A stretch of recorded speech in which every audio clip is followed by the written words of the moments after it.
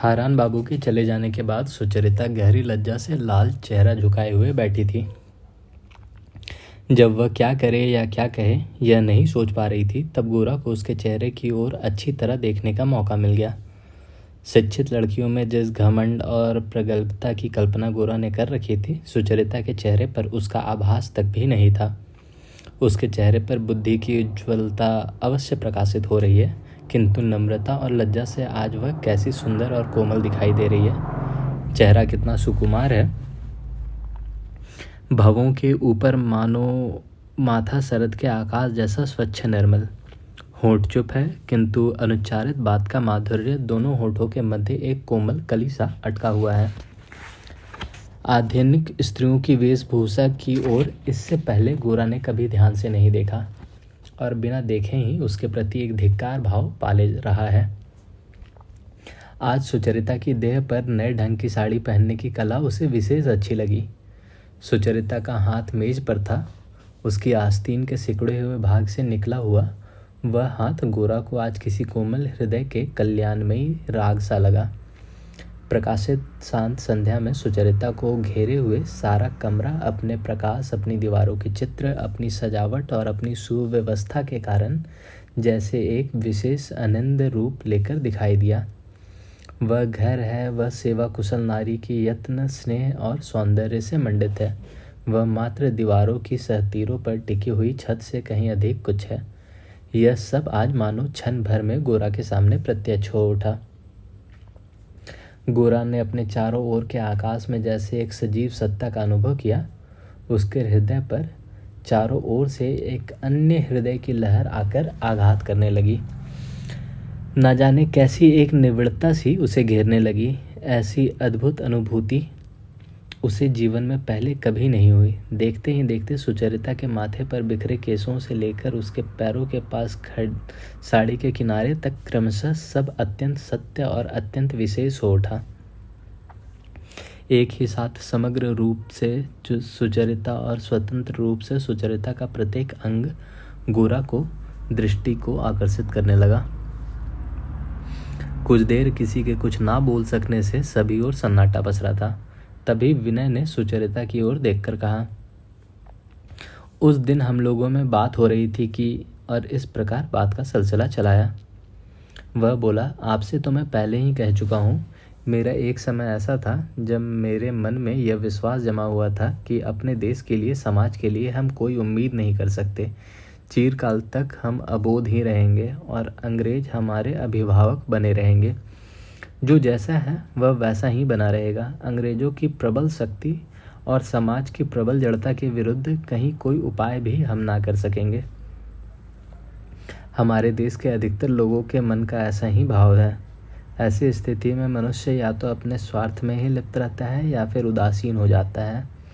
हमारे देश के मध्य वर्ग के लोग इसलिए नौकरी में तरक्की के अलावा दूसरी कोई बात सोच ही नहीं सकते, और धनी लोग सरकार से खिताब पाने को ही जीवन की सार्थकता मानते हैं। हमारी जीवन यात्रा का पथ थोड़ी दूर जाकर ही अवरुद्ध हो जाता है। किसी सुदूर उद्देश्य की कल्पना भी हमारे दिमाग में नहीं आती, और उसके लिए साधन जुटाने को भी हम बिल्कुल अनावश्यक मान लेते हैं। मैंने भी कभी सोचा था गोरा के पिता की सिफारिश से कोई नौकरी ठीक कर लूँगा। ऐसे ही समय मुझसे गोरा ने कहा था, नहीं, सरकारी नौकरी तुम किसी तरह नहीं कर सकोगे। सुचरिता के चेहरे पर इस बात से हल्का सा आश्चर्य का भाव देखकर गोरा ने कहा, आप यह ना समझिए कि गवर्नमेंट पर रुष्ट होकर मैंने ऐसी बात कही थी। जो लोग गवर्नमेंट का पक्ष लेते हैं वे गवर्नमेंट की शक्ति को अपनी शक्ति मानकर घमंड करते हैं और देश के आम लोगों से अलग एक वर्ग के हो जाते हैं। ज्यों ज्यों दिन बीतते हैं हमारा यह भाव भी त्यों त्यों बढ़ता जाता है। मैं जानता हूँ, मेरे परिचय के एक पुराने डिप्टी थे, अब काम छोड़ चुके हैं। उनसे डिस्ट्रिक्ट मजिस्ट्रेट ने पूछा था, बाबू तुम्हारी कचहरी में इतने ज़्यादा लोग कैसे बरी हो जाते हैं? इस पर उन्होंने जवाब दिया था, साहब उसकी एक वजह है। जिन्हें आप जेल भी भेजते हैं वे आपके लिए कुत्ते बिल्ली के समान हैं, और मैं जिन्हें जेल भेजता हूँ वो मेरे अपने भाई बंधु हैं। तब तक भी ऐसे डिप्टी थे जो इतनी बड़ी बात कह सके, और ऐसे अंग्रेज मजिस्ट्रेट की भी कमी नहीं थी जो ऐसा सुन सके। लेकिन जैसे जैसे दिन बीतते जाते हैं नौकरी के फंदे अंग के गहने होते जा रहे हैं और आजकल के डिप्टियों के लिए भी देश के लोग धीरे धीरे कुत्ते बिल्ली के समान हुए जा रहे हैं। इस प्रकार तरक्की पाते रहने से उनकी जो केवल अधोगति हो रही है, इस बात की अनुभूति भी उनको नहीं हो रही है। दूसरे के कंधे का सहारा लेकर अपनों को नीचा समझना और नीचा समझकर उनके साथ अन्याय करने को उद्धत होना, इससे कोई मंगल नहीं हो सकता। यह कहकर मुट्ठी से मेज पर गोरा ने आघात किया तो तेल का लैंप कांप उठा। विनय ने कहा, गोरा, यह मेज गवर्नमेंट की नहीं है और यह लैंप भी परेश बाबू का है। गोरा ऊंचे स्वर में हंसा। उसकी प्रबल हंसी की गूंज से सारा कमरा भर गया। मजाक करने पर ऐसे बच्चों की तरह गोरा खुलकर हंस सकता है, इससे सुचरिता को अचंभा हुआ और मन ही मन आनंद भी हुआ। जो लोग बड़ी बड़ी बातों की चिंता करते हैं वह ऐसे जी खोलकर हंस भी सकते हैं, यह वह नहीं जानती थी। उस दिन गोरा ने बहुत बातें की। यद्यपि सुचरिता चुप ही रही, फिर भी उसके चेहरे का भाव कुछ ऐसी सहमति का था कि गोरा का हृदय उत्साहित हो उठा। अंत में जैसे विशेष रूप से सुचरिता को संबोधित करके ही उसने कहा, देखिए, एक बात याद रखिए, अगर हमारी यही गलत धारणा हो कि अंग्रेज क्योंकि इतने प्रबल हो गए हैं इसलिए हम भी ठीक अंग्रेज हुए बिना किसी प्रकार प्रबल नहीं हो सकते, तो फिर यह असंभव कभी संभव नहीं होगा और हम लोग नकल करते करते ही घर से बाहर खदेड़ दिए जाएंगे। आप निश्चिंत जानिए, भारत की एक विशेष प्रकृति है, विशेष शक्ति और विशेष सच्चाई है। उसी के संपूर्ण विकास द्वारा ही भारत सार्थक होगा, भारत की रक्षा होगी। अंग्रेज़ों का इतिहास पढ़कर भी यदि हमने यह नहीं सीखा तो सब कुछ गलत सीखा है। आपसे मेरी यही प्रार्थना है कि आप भारतवर्ष के भीतर आइए, उसकी सब अच्छाई बुराई के बीचों बीच उतर कर खड़ी होइए। विकृति हो तो भीतर से सुधार कर दीजिए, लेकिन उसे देखिए, समझिए और उसको जानिए, उसकी ओर मुड़िए, उसके साथ एक होइए। उसके विरुद्ध खड़े होकर, बाहर रहकर और बचपन से किरिस्तानी संस्कारों में दीक्षित होकर आप उसे समझ ही नहीं सकेंगी। उसे केवल क्षति ही पहुंचाती रहेंगी, उसके मंगल के काम नहीं आ सकेंगी। गोरा ने कहा, तो मेरी प्रार्थना, किंतु यह प्रार्थना नहीं थी, मानो आदेश था। बात में कुछ ऐसा प्रचंड बल था कि दूसरे की सम्मति की उसे अपेक्षा न थी। सिर झुकाकर सुचरिता ने सब सुन लिया। विशेष रूप से गोरा ने उसी को संबोधित करके इतने प्रबल आग्रह के साथ ये बातें कही। इससे सुचरिता के मन में एक उथल पुथल मच गई। यह बेचैनी किस बात की है, यह सोचने का समय नहीं था। भारतवर्ष नाम की एक महान प्राचीन सत्ता है, यह बात सुचरिता ने क्षण भर के लिए भी कभी नहीं सोची थी। यह सत्ता छिपी रहकर भी अधिकारपूर्वक सुदूर अतीत से लेकर सुदूर भविष्य तक मानव जाति के विराट भाग्य जाल में एक विशेष रंग का सूत्र एक विशेष ढंग से बुनती रही है। यह सूत्र कितना सूक्ष्म और अनोखा है और कितनी दूर तक उसका कितना गहरा प्रभाव है, यह आज गोरा के प्रबल स्वर के रूप में सुचरिता के सामने मानो सहसा प्रकट हो गया। प्रत्येक भारतवासी का जीवन इतनी बड़ी एक सत्ता से घिरा हुआ और अधिकृत है, उसे चेतन भाव से अनुभव करने से हम लोग कितने छोटे हो जाते हैं और अपने चारों ओर की स्थिति से कैसे बेखबर होकर काम करते हैं, यह सुचरिता के सम्मुख क्षण भर में स्पष्ट हो गया। इसी आकस्मिक स्फूर्ति के आवेग से सुचरिता अपने सब संकोच त्याग कर सहज ही विनय से कह उठी, देश की बात कभी मैंने इस ढंग से और इसे इतना बड़ा और सत्य मानकर नहीं सोची, लेकिन एक बात मैं पूछना चाहती हूँ, धर्म के साथ देश का क्या संबंध है? क्या धर्म देश से परे नहीं है? धीर स्वर में पूछा गया सुचरिता का यह प्रश्न गोरा को बड़ा सरस लगा। सुचरिता की बड़ी बड़ी आंखों में यह प्रश्न और भी रसपूर्ण दिखाई दिया। गोरा ने कहा, देश से जो परे है, देश से जो कहीं बड़ा है, वह देश के भीतर से ही प्रकट होता है। ऐसे ही विचित्र भाव से ईश्वर अपने अनंत स्वरूप को व्यक्त करते हैं। जो कहते हैं कि सत्य एक है, इसलिए केवल एक ही धर्म सत्य हो सकता है, या धर्म का एक ही रूप सत्य हो सकता है, वे इस सत्य को तो मानते हैं कि सत्य एक है, लेकिन इस सत्य को नहीं मानते या मानना चाहते हैं कि सत्य अंतहीन होता है। वह जो अंतहीन एक ही है, वह अंतहीन अनेक में अपने को एकाश्रित करता रहता है। उसी की लीला तो सारे जगत में हम देखते हैं। इसलिए धर्म मत भी विभिन्न रूप लेकर कई दिशाओं से उसी धर्मराज की उपलब्धि कराते हैं। मैं निश्चय पूर्वक आपसे कहता हूँ, भारतवर्ष की खुली खिड़की से आप सूर्य को देख सकेंगी। इसके लिए सागर पार जाकर क्रिस्तानी गिरजाघर की खिड़की में बैठने की कोई आवश्यकता ना होगी। सुचरिता ने कहा, आप यह कहना चाहते हैं कि भारतवर्ष का धर्मतंत्र हमें एक विशेष मार्ग से ईश्वर की ओर ले जाता है। यह विशेष क्या है? गोरा ने कहा, वह यह कि ब्रह्म जो निर्विशेष है वह विशेष में ही व्यक्त होता है, किंतु उसका विशेष अंतहीन है। जल भी उसका विशेष है, स्थल भी उसका विशेष है, अग्नि, वायु, प्राण उसके विशेष है, बुद्धि, प्रेम सभी उसके विशेष है। गिनकर उसका कोई अंत नहीं पाया जा सकता, इसलिए विज्ञान का सिर चकरा जाता है। जो निराकार है उसके आकार का अंत नहीं है। ह्रस्व, दीर्घ, स्थूल, सूक्ष्म और अनंत प्रवाह ही उसका है। जो अनंत विशेष है वही निर्विशेष है, जो अनंत रूप है वही अरूप है। दूसरे देशों में ईश्वर को कम या अधिक मात्रा में किसी एक विशेष में बांधने की कोशिश होती है। भारतवर्ष में भी ईश्वर को विशेष रूप में देखने की कोशिश होती है अवश्य, किंतु भारतवर्ष उसी विशेष को एकमात्र और चरम नहीं कहता। ईश्वर का उस विशेष का भी अनंत प्रकार से अतिक्रमण करता रहता है। इस तथ्य को भारतवर्ष में ज्ञानी भक्त कभी अस्वीकार नहीं करते। सुचरिता ने कहा, ज्ञानी नहीं करते लेकिन अज्ञानी? गोरा बोला, मैंने तो पहले ही कहा, सब देशों में अज्ञानी सब सत्यों को विकृत करते हैं। सुचरिता ने कहा, लेकिन हमारे देश में यह विकृति क्या अधिक दूर तक नहीं पहुंच गई है?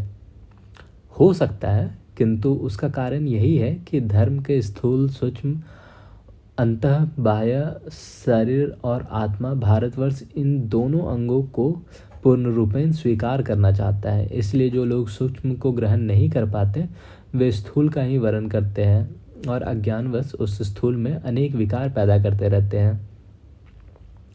जो रूप और अरूप में, स्थूल और सूक्ष्म में तथा सत्य है, ध्यान और प्रत्यक्ष में भी सत्य है। उन्हें शरीर, मन, कर्म सभी से प्राप्त करने का जो आश्चर्यजनक और विशाल प्रयत्न भारतवर्ष कर रहा है, मूर्खों की तरह उसकी अवज्ञा करके 18वीं शताब्दी के यूरोप के नास्तिकता और आस्तिकता मिश्रित एक संकीर्ण, निरस, अंगहीन धर्म को हम एकमात्र धर्म मानकर ग्रहण कर ले, यह कैसे संभव हो सकता है? मैं जो कह रहा हूँ वह आप शायद अपने बचपन में पढ़े संस्कारों के कारण अच्छी तरह ना समझ सकेंगी। सोचेंगे कि इस आदमी को अंग्रेजी पढ़कर भी शिक्षा का कुछ फल नहीं मिला। आप में कभी भारतवर्ष की सत्य प्रकृति और सत्य साधना के प्रति श्रद्धा उत्पन्न हो सकी? हजारों बाधाओं और विकृतियों के बीच भी भारतवर्ष जैसे अपने को प्रकाशित कर रहा है, उस प्रकाश की गहराई में आप जा सकें तो और क्या कहूँ, अपने देश के स्वभाव और ताकत को फिर पाकर आप मुक्ति लाभ कर सकेंगी। बहुत देर तक सुचरिता को चुप बैठे देखकर गोरा ने कहा, मुझे आप एक कट्टर व्यक्ति ना समझ लीजिएगा। कट्टर लोग, विशेषकर जो लोग नए ढंग से कट्टर हो गए हैं, वे जिस ढंग से हिंदू धर्म के बारे में बात करते हैं, मेरी बात को उस ढंग से ना लीजिएगा। भारतवर्ष की अनेक प्रकार की छवि और विचित्र चेष्टाओं के बीच में एक गहरा और बृहत ऐक्य देख पाया हूँ। उसी ऐक्य के आनंद से मैं पागल हूँ। उसी ऐक्य के आनंद से भारतवर्ष में जो सबसे मूढ़ है, उनके साथ हिल मिलकर धूल में भी बैठने में मुझे कोई संकोच नहीं होता। भारतवर्ष के इस संदेश को कोई समझते हैं, कोई नहीं समझते तो ना सही, मैं अपने देश के सब लोगों के साथ एक हूँ। वे सभी मेरे अपने हैं। उन सब के बीच चिरंतन भारतवर्ष का गहन आविर्भाव बराबर अपना कार्य कर रहा है। इस विशेष में मेरे मन में जरा भी शंका नहीं है। गोरा की ये जोरदार बातें जैसे कमरे की दीवारों, मेज आदि सभी सामानों से प्रतिध्वनित होकर आने लगी। यह सब बातें सुचरिता के पूर्णतः स्पष्ट समझने की नहीं थी, किंतु अनुभूति का पहला सूक्ष्म संचार भी बड़ा प्रबल होता है। जीवन किसी चार दीवारी या गुट की सीमा में बंधा नहीं है, यह उपलब्धि सुचरिता के मन में कसकने लगी। सीढ़ी के पास से सहसा लड़कियों की ऊंची हंसी के साथ पैरों की तेज चाप सुनाई दी। वरदा सुंदरी तथा लड़कियों को लेकर परेश बाबू लौट आए थे। सुधीर सीढ़ियां चढ़ते समय कुछ दंगा कर रहा था, यही उस हंसी का कारण था। लावण्य, ललिता और सतीश कमरे में आते ही गोरा को देखकर संभल कर खड़े हो गए। लावण्य कमरे से बाहर चली गई। सतीश विनय की कुर्सी के पास खड़े होकर उसके कान में कुछ कहने लगा। ललिता एक कुर्सी सुचरिता के पीछे खींचकर उसकी ओट में अदृश्य सी होकर बैठ गई। परेश बाबू ने आकर कहा, मुझे लौटने में बड़ी देर हो गई, जान पड़ता है पानू बाबू चले गए। सुचरिता ने कोई उत्तर नहीं दिया। विनय ने ही कहा, हाँ वे और नहीं रुक सके। गोरा ने उठकर कहा, अब हम लोग भी चले। कहकर उसने झुककर परेश बाबू को नमस्कार किया। परेश बाबू ने कहा, आज तुम लोगों से बातचीत का मौका ही नहीं मिला। बाबा जब भी तुम्हें फुर्सत हो आते रहना। गोरा और विनय कमरे से निकल रहे थे कि वरदा सुंदरी आ गई। दोनों ने उन्हें नमस्कार किया। उन्होंने कहा, आप लोग अब जा रहे हैं क्या? गोरा ने कहा, हाँ। वरदा सुंदरी ने विनय से कहा, लेकिन विनय बाबू अभी आप नहीं जा सकते, आपको भोजन करके ही जाना होगा, आज कुछ काम की बात करनी है। सतीश ने उछलकर विनय का हाथ पकड़ लिया और कहा, हाँ माँ, विनय बाबू को जाने मत देना, आज वे मेरे पास रहेंगे। विनय कुछ सकुचा रहा था और कोई उत्तर नहीं दे पा रहा है। यह देखकर वरदा सुंदरी ने गोरा से कहा, विनय बाबू को क्या आप साथ ही ले जाना चाहते हैं? उनकी क्या अभी ज़रूरत है? गोरा ने कहा, नहीं बिल्कुल नहीं, विनय तुम रह जाओ, मैं जाता हूँ। कहता हुआ गोरा जल्दी से उतर गया। विनय के रुक जाने के बारे में जैसे ही वरदा सुंदरी ने गोरा से अनुमति मांगी, वैसे ही ललिता की ओर देखे बिना विनय ना रह सका। ललिता ने दबे होठों से मुस्कुराकर मुंह फेर लिया।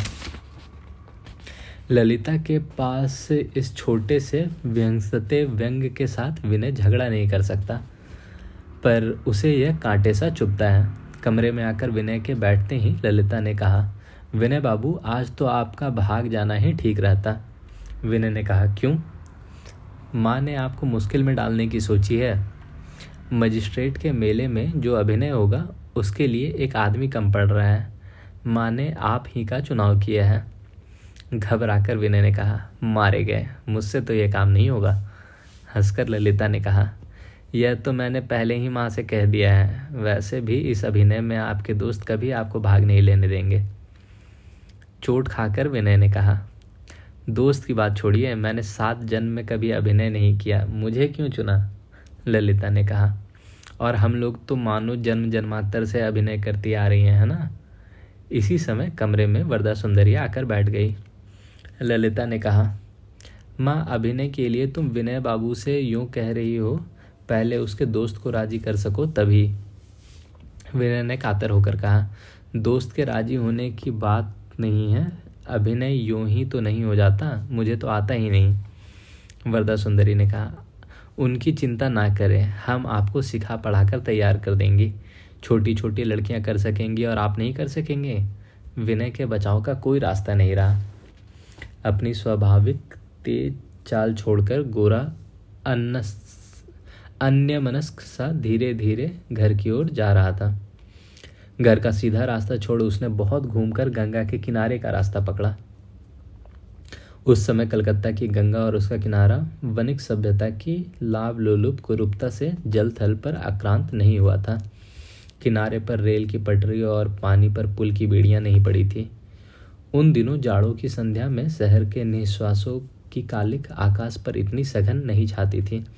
सुदूर हिमालय की निर्जन चोटियों से नदी तक कलकत्ता की धूल लिपटी व्यवस्था के बीच शांति की वार्ता लिए हुए ही उतरती थी। गोरा के मन को आकृष्ट करने की प्रकृति को कभी अवसर नहीं मिला था। उसके अपने कामकाज के वेग से ही उसका मन बराबर तरंगित रहता था। जो जल थल और आकाश मुक्त रूप से उसके कामकाज का क्षेत्र बने हुए थे, उन्हें जैसे उसने कभी लक्ष्य ही नहीं किया था। किंतु आज नदी के ऊपर का वही आकाश नक्षत्रों से सज्जित अपने अंधकार के द्वारा बार बार गोरा के हृदय को मौन भाव से छूने लगा। नदी शांत थी। कलकत्ता के घाटों पर कुछ नौकाओं में रोशनी हो रही थी और कुछ पर प्रकाशहीन सन्नाटा था। दूसरी तरफ के पेड़ों के झुरमुटों पर घनी लालिमा छाई थी। उसके ऊपर अंधकार के अंतर्यामी सा बृहस्पति अपनी तिमिर भेदी अपलक दृष्टि लिए चमक रहा था। आज इस विशाल निस्तब्ध प्रकृति ने जैसे गोरा के तन मन को पुलकित कर दिया। आकाश का विराट अंधकार गोरा के हृदय की गति पर मानो ताल देने लगा। इतनी दिनों से प्रकृति धीरज धर स्थिर बैठी थी। आज गोरा के अंतस का कोई द्वार खुला पाकर उसने इस असावधानी में क्षण भर में दुर्ग को विजित कर लिया। अब तक अपनी विद्या बुद्धि चिंता और कर्म के बीच गोरा बिल्कुल स्वतंत्र था। आज सहसा क्या हुआ, ना जाने कहाँ आज उसने प्रकृति को स्वीकार किया और उसके स्वीकार करते ही इस गहरे काले जल निविड़ काले तट, इस उदार काले आकाश ने उसे वरण कर लिया। आज ना जाने कैसे गोरा प्रकृति की पकड़ाई में आ गया। रास्ते के किनारे पर व्यापारिक दफ्तर के बगीचे की किसी विलायती लता से किसी अनजाने फूल की मोह कोमल गंध गोरा को व्याकुल हृदय को सहलाने लगी। नदी ने उसे भीड़ भरे कर्म क्षेत्र से किसी अनिर्दिष्ट सुदूर की ओर इंगित कर दिया, जहाँ निर्जन जल के किनारे पेड़ों की गुम्फित डालों में ना जाने कौन से फूल खिलते हैं, कौन सी छायाएं फैलती है। वहाँ निर्मल नील व्योम के नीचे दिन मानो किसी की आंखों की उन्मिलित चमक है और रातें मानो किसी की झुकी हुई पलकों की लज्जा जड़ित छाया। चारों तरफ से माधुर्य की लहरों ने आकर गोरा को जिस एक अतल अनादि शक्ति के आकर्षण में समेट लिया, उसका कोई ज्ञान गोरा को इससे पहले नहीं था। वह एक साथ ही वेदना और आनंद से उसके समूचे मन को एक स्थान से दूसरे स्थान की ओर ले जाने लगी। आज इस हेमंती रात में नदी के किनारे नगर के कोलाहल से दूर और नक्षत्रों के अस्फुट प्रकाश में गोरा किसी विश्वव्यापिनी अवगुंठित मायाविनी के सम्मुख आत्मविस्मृत सा खड़ा हुआ था। इतने दिन इस महाशिवरात्रि को उसने सिर झुकाकर स्वीकार नहीं किया, इसलिए अचानक आज उसके शासन ने जादू ने गोरा को अपनी सहवर्ण डोर से जल थल और आकाश के साथ चारों ओर से बांध लिया। अपने ऊपर गोरा स्वयं हैरान होता हुआ नदी के सूने घाट की एक सीढ़ी पर बैठ गया। बार बार वह अपने आप से पूछने लगा कि उसके जीवन में यह किस नई चीज़ का आविर्भाव हो रहा है और इसका प्रयोजन क्या है। जिस प्रण के द्वारा गोरा ने अपने जीवन को एक सिरे से दूसरे सिरे तक व्यवस्थित कर रखा था, उसके बीच उसका स्थान कहाँ है? यह क्या उसके विरुद्ध है? इसे क्या संघर्ष करके परास्त करना होगा? यह सोचकर जैसे ही गोरा ने मुट्ठियाँ कसकर बांधी, वैसे ही बुद्धि से उज्ज्वल, नम्रता से कोमल, स्निग्ध आंखों की जिज्ञासु दृष्टि उसके मन के सम्मुख आ गई। किसी अनिंद सुंदर हाथ की उंगलियों के स्पर्श सौभाग्य का अनचखा अमृत उसके ध्यान के सामने ला रखा। गोरा के सारे शरीर में पुलक की बिजली सी कौंध गई। अंधकार के सूनेपन में यह सरस अनुभूति उसके सभी संदेहों को, उसकी दुविधा को बिल्कुल निरस्त कर गई। अपने पूरे तन मन से वह इस नई अनुभूति का उपभोग करने लगा। इसे छोड़कर उड़ जाने की उसकी इच्छा नहीं हुई। जब बहुत रात गए वह घर लौटा, तब आनंदमयी ने पूछा, इतनी रात कर दी बेटा, खाना तो ठंडा हो गया है। गोरा ने कहा, क्या जाने माँ आज क्या सूझा कि बहुत देर गंगा के घाट पर बैठा रहा। आनंदमयी ने पूछा, क्या विनय साथ था? गोरा ने कहा, नहीं, मैं अकेला ही था। मन ही मन आनंदमयी को कुछ अचरज हुआ। बिना प्रयोजन गोरा इतनी रात तक गंगा के किनारे बैठकर सोचे, ऐसी घटना पहले तो कभी नहीं हुई। चुपचाप बैठे रहना तो गोरा का स्वभाव ही नहीं है। जब अनमना सा गोरा खाना खा रहा था, तभी आनंदमयी ने लक्ष्य किया कि उसके चेहरे पर एक नए ढंग की उलझन बिखरी हुई है। आनंदमयी ने थोड़ी देर बाद धीरे से पूछा, शायद आज विनय के घर गए थे। गोरा ने कहा, नहीं, हम दोनों ही आज परेश बाबू के यहाँ गए थे। आनंदमयी यह सुनकर थोड़ी देर चुप बैठी सोचती रही। फिर उन्होंने पूछा, उस सबके साथ तुम्हारा परिचय हो गया है? गोरा ने कहा, हाँ, हो गया है। आनंदमयी, उनकी लड़कियां सामने आती है? हाँ, उन्हें कोई झिझक नहीं है। और किसी समय गोरा के ऐसे उत्तर के साथ थोड़ी उत्तेजना भी प्रकट होती, किंतु आज उसके कोई लक्षण न देखकर आनंदमयी फिर चुपचाप सोचने लगी। अगले दिन गोरा सवेरे उठकर अन्य दिनों की भांति फौरन मुंह हाथ धोकर दैनिक कामों के लिए तैयार होने नहीं गया। अन्य मनस्क सा सोने के कमरे के पूरब की ओर का दरवाज़ा खोलकर कुछ देर खड़ा रहा। पूरब की ओर उनके घर की गली एक बड़ी सड़क में जा मिलती है। उस सड़क के पूरब की ओर एक स्कूल है। उस स्कूल में लगे मैदान में एक पुराने जामुन के पेड़ के ऊपर हल्का कुहासा तैर रहा था। और उसकी आड़ में सूर्योदय की अरुण रेखा धुंधली सी दिखाई दे रही थी। बहुत देर तक गोरा के चुपचाप उधर देखते ही देखते वह हल्का कुहासा लुप्त हो गया और खिली धूप पेड़ की डालों के भीतर से अनगिनत चमचमाती संगीन की तरह पार हो गई और देखते ही देखते कलकत्ता के सड़कें लोगों से और कोलाहल से भर उठी। इसी समय गली के मोड़ पर अविनाश के साथ कुछ और विद्यार्थियों को अपने घर की ओर आते देखकर गोरा ने इस स्वप्न के जाल को जोर से झटक कर तोड़ दिया। अपने मन को स्थिर कर उनसे कहा, नहीं, यह सब कुछ नहीं है, ऐसे नहीं चलेगा। ऐसा कहते हुए वह शीघ्रता से सोने के कमरे की ओर निकल गया। गोरा के गुट के लोग उसके घर आए और उनके आने से पहले गोरा तैयार ना हुआ हो, ऐसी घटना इससे पहले कभी नहीं घटी।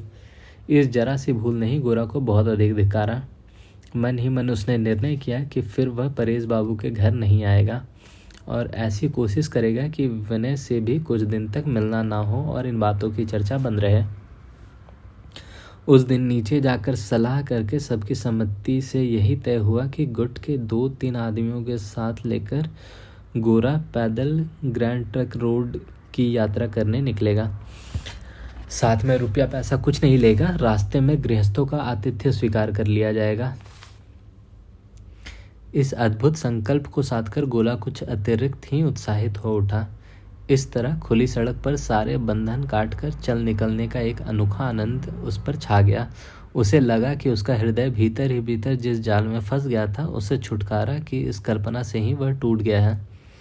यह सब भावावेश सिर्फ माया है और कर्म ही सत्य है। यह बात बड़े जोर से अपने मन में दोहराकर और प्रतिध्वनित करके यात्रा की तैयारी करने के लिए गोरा घर की निचली मंजिल के बैठक वाले कमरे से यूं लगभग दौड़ता हुआ बाहर निकला जैसे लड़के स्कूल की छुट्टी होने पर निकलते हैं।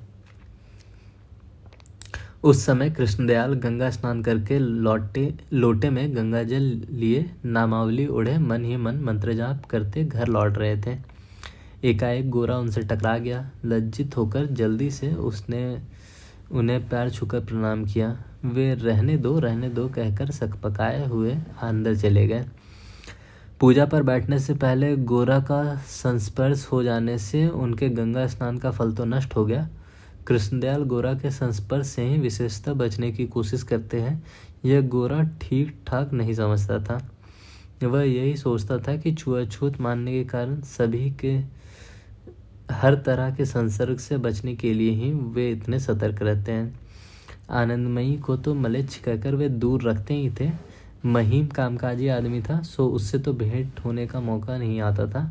सारे परिवार में मात्र महीम की लड़की शशिमुखी को अपनाकर उसे वे संस्कृत के स्रोत रटाते थे और पूजा अर्चना की विधि सिखाते थे। गोरा द्वारा पांव छुए जाने से कृष्णदयाल के असमंजस के कारण जल्दी से हट जाने पर गोरा का ध्यान उनके संकोच के कारण की ओर गया और वह मन ही मन हंसा। इसी तरह पिता के साथ गोरा का संबंध धीरे धीरे प्रायः खत्म सा हो गया था और माँ के अनाचार की वह चाहे कितनी बुराई करे, इस आचार द्रोहिणी माँ की ही वह अपने मन की सारी श्रद्धा के साथ पूजा करता था। भोजन के बाद कुछ कपड़ों की पोटली बांधकर और उसे विदेशी पर्यटकों की तरह कंधे पर डालकर वह माँ के निकट जा उपस्थित हुआ। बोला, माँ, मैं कुछ दिन के लिए बाहर जाऊँगा। आनंदमयी ने पूछा, कहाँ जाओगे बेटा? गोरा ने कहा, यह तो मैं ठीक नहीं बता सकता। आनंदमयी ने पूछा, कोई काम है? गोरा ने कहा, जिसे काम कहा जाता है वैसा तो कुछ नहीं, बस बाहर जाना ही काम है। गोरा ने आनंदमयी को चुप होते देखकर कहा, माँ, मैं हाथ जोड़ता हूँ, मुझे मत मना करना। तुम तो मुझे जानती हो, मेरे सन्यासी हो जाने का तो कोई भय नहीं। फिर सोचो, तुम्हें छोड़कर अधिक दिन मैं क्या कहीं रह सकता हूँ? माँ के प्रति अपने प्यार की बात कभी गोरा ने अपने मुंह से इस तरह नहीं कही थी, इसलिए यह बात कहकर वह लज्जित हो गया। आनंदमयी ने पुलकित होकर जल्दी से उसकी लज्जा को ओढ़ देते हुए कहा, तो विनय भी साथ जाएगा? हड़बड़ाकर गोरा ने कहा, नहीं माँ, विनय नहीं जाएगा। यह लो, अब माँ ने यह सोचना शुरू कर दिया कि विनय ना गया तो सफ़र में उसको गोरा की देखभाल कौन करेगा। विनय को मेरा रखवाला समझती हो, यह तुम्हारी बुरी आदत है माँ। इस बार मेरे भले चंगे लौट आने से ही तुम्हारा यह भ्रम दूर होगा। आनंदमयी ने पूछा, बीच बीच में खबर तो मिलती रहेगी ना? गोरा ने कहा, तुम यही समझ लो कि खबर नहीं मिलेगी, फिर भी अगर मिल जाए तो तुम्हें अच्छा ही लगेगा। घबराने की कोई बात नहीं है, तुम्हारे गोरा को कोई नहीं ले जाएगा। जितना तुम मुझे मूल्यवान समझती हो माँ, उतना और कोई नहीं समझता। यह इस गठरी में पर ही किसी को लोभ हो तो वह उसे दान देकर चला जाऊंगा। इसको बचाने के लिए जान नहीं गवाऊंगा, यह तो निश्चय समझो। आनंदमयी की चरण धूल लेकर गोरा ने प्रणाम किया। उन्होंने उसके सिर पर हाथ फेरकर हाथ चूम लिया और किसी तरह का निषेध नहीं किया। अपने कष्ट या किसी अनिष्ट की आशंका की बात कहकर आनंदमयी कभी किसी को नहीं रोकती थी। उन्होंने अपने जीवन में अनेक बाधाएं और विपत्तियां सही थी। बाहर की दुनिया उसके लिए अनजानी न थी। भय का उनके मन में लेश भी नहीं था। यह शंका उन्हें नहीं हुई कि गोरा पर कोई मुसीबत आ सकती है, किंतु पिछले दिन यही सोचकर वे चिंतित थी कि ना जाने गोरा के मन में क्या उथल पुथल हो रही है। सहसा आज यह सुनकर कि गोरा कारण ही भ्रमण करने जा रहा है, उनकी चिंता और भी गहरी हो गई। गोरा जैसे गठरी कंधे पर रखकर बाहर निकला, वैसे ही विनय हाथों में गहरे लाल रंग के गुलाबों का एक जोड़ा बड़े यत्न से संभाले हुए सामने आ खड़ा हुआ। गोरा ने कहा, विनय, तुम्हारा दर्शन असगुन है कि सगुन, इसकी जांच अब हो जाएगी। विनय ने पूछा, कहीं जा रहे हो क्या? गोरा ने कहा, हाँ। विनय ने कहा, कहाँ? गोरा ने कहा, अनुगूंज उत्तर देती है, कहाँ? विनय, अनुगूंज से अच्छा और उत्तर नहीं है क्या? गोरा, नहीं। तुम माँ के पास जाओ, उनसे सब पता लग जाएगा, मैं चलता हूँ। गोरा तेजी से चला गया। विनय ने भीतर आनंदमयी को प्रणाम करके गुलाब के फूल उनके चरणों पर रख दिए। फूल उठाते हुए आनंदमयी ने पूछा, ये कहाँ मिले विनय? विनय ने प्रश्न का सीधा उत्तर न देकर कहा, अच्छी चीज़ मिलने पर पहले उसे माँ के चरणों में चढ़ाने का मन होता है। आनंदमयी ने तख्तपोश पर बैठते हुए विनय से कहा, लेकिन माँ, आज तुम कुछ अनमनी जान पड़ती हो। आनंदमयी ने कहा, भला क्यों? क्योंकि आज मुझे मेरा पान देना तो भूल ही गई। लज्जित होकर आनंदमयी ने विनय को पान ला दिया। दोपहर भर दोनों में बातचीत होती रही। गोरा के निरुद्देश्य भ्रमण के असली कारण के बारे में विनय कुछ ठीक ठाक ना बता सका। बातों बातों में आनंदमयी ने पूछा, कल शायद गोरा को साथ लेकर तुम परेश बाबू के घर गए थे। पिछले दिन की सारी बातें विनय ने ब्यौरेवर सुना दी। आनंदमयी पूरा मन लगाकर सुनती रही।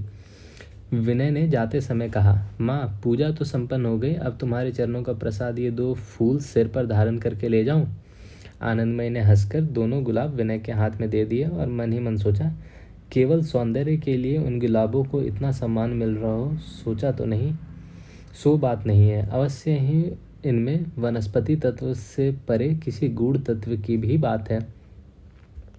तीसरे पर विनय के चले जाने पर वे बहुत कुछ सोचती रही और भगवान को पुकार कर बार बार प्रार्थना करती रही कि गोरा को कोई कष्ट न हो और विनय से उसके मनमुटाव की कोई घटना घटित न हो।